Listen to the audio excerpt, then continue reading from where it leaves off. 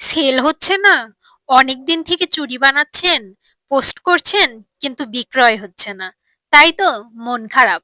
তো চলুন আপনাদের একটি বুদ্ধি দিই। আপনি আপনার চুড়ির ডিজাইন অনুযায়ী টার্গেট কাস্টমার নির্ধারণ করুন। অর্থাৎ আপনি যে ডিজাইনের পণ্যটি বিক্রি করছেন, ধরি হাতে বানানো চুড়ি, এক্ষেত্রে হাতে বানানো চুড়ি কারা বেশি পছন্দ করে? তরুণী, গৃহিণী, না বৃদ্ধ? অবশ্যই তরুণীরা পছন্দ করে।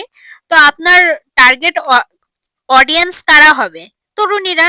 তো আপনি তরুণীদের টার্গেট করে এগিয়ে যান, তাদের পছন্দ অনুযায়ী পণ্যগুলো বানাতে থাকুন।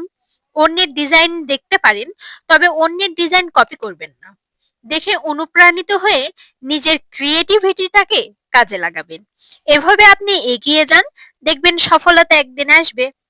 ভিডিও ভালো লাগলে পাশে থাকবেন।